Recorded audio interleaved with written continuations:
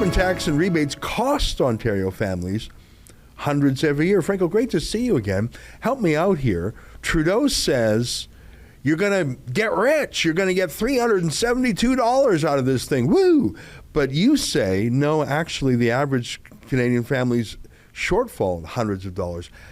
Help me with the math here. Well, it's really unfortunate. Trudeau is not exactly being honest with Canadians. Ezra, I know you're shocked. We're hearing Trudeau claiming, we hear him claim that families are going to be better off. But the parliamentary budget officer shows that the Trudeau government is using magic math. That's because the carbon tax will cost the average household anywhere from about $300 all the way up to $670 this year, even with the rebates. So we just heard Trudeau talking about that Ontario household. Well, that average household in Ontario, the carbon tax is going to cost them $360 this year, even with the rebates. And Ezra, the parliamentary budget officer, that's the government's owned independent watchdog. Yeah.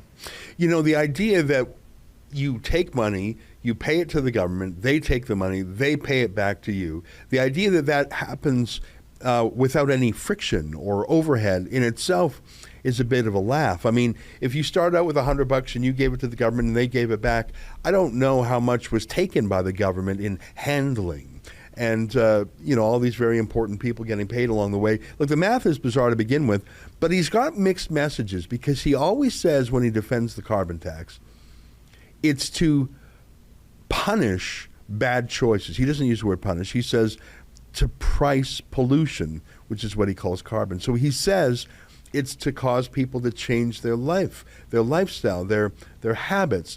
So on the one hand, he needs oil and gas to be painful, to get people to correct their evil ways. But on the other hand, he's saying, oh, don't worry about it. Most of you won't feel a thing. I think he's got to pick a lane. Well, Ezra, let's not pretend that these high gas prices are an accident. These high gas prices are exactly what the Trudeau government wants.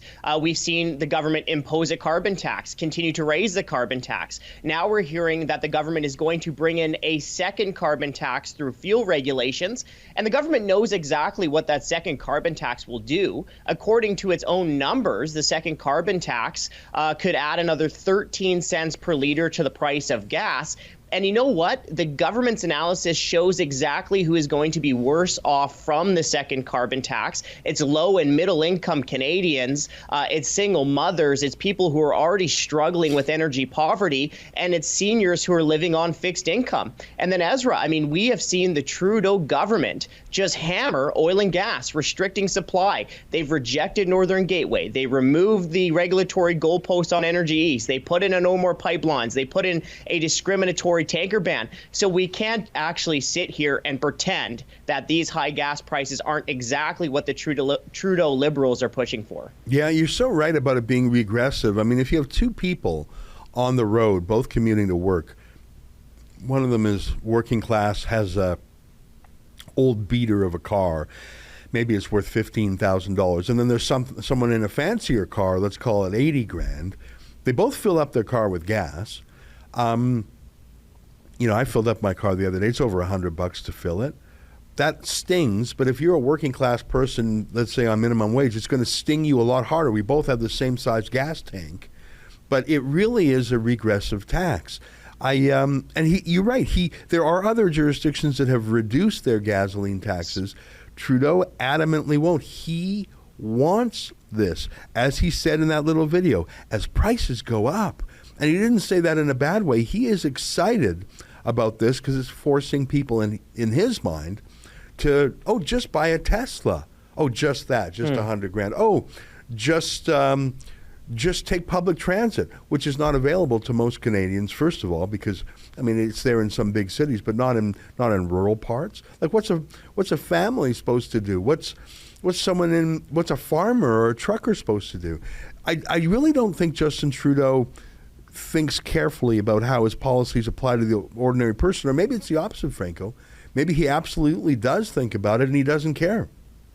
Well, he's making $380,000 a year. He has given himself 3 pay raises during the pandemic, right? So of course he's out of touch with the actual struggles facing everyday Canadians. And here's why the carbon tax is so punishing. We've already talked about it, but if you're already struggling to put ground beef in your grocery cart, if you can already barely afford to put fuel in your car on the way to work, then the higher gas taxes are absolutely punishing, especially when we're dealing with 4 decades high inflation. And come on, it's not like this government doesn't know that it could immediately provide relief by cutting its big tax bill at the pumps. I mean, as to your point, we're seeing this all over the place. You just saw United Kingdom announce gas tax relief. South Korea cut its gas taxes. Germany, Netherlands, Italy, Ireland, India cutting gas taxes. Alberta, Newfoundland and Labrador, Ontario cutting gas taxes. Wow. Florida, New Jersey, New York, Connecticut, all announcing gas tax relief. So you have these other countries who are doing the right thing, cutting taxes, all while Ottawa continues to stick us with higher tax bills. What you just saw was an excerpt from my nightly show, The Ezra Levant Show. Every weekday, I do a monologue. Usually it's about half an hour. Then I interview an interesting guest, and then we read my hate mail or my fan mail, whichever is more fun.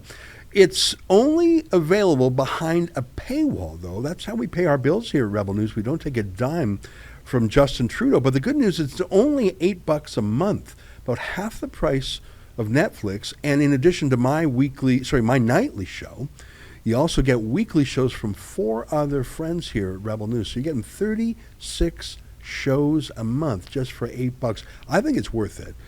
And even if you're not quite sure, do it anyways, because we rely on viewers like you to keep us free and independent. I promise you I'll never take a dime from Trudeau. Just go to rebelnewsplus.com and click subscribe. Thanks.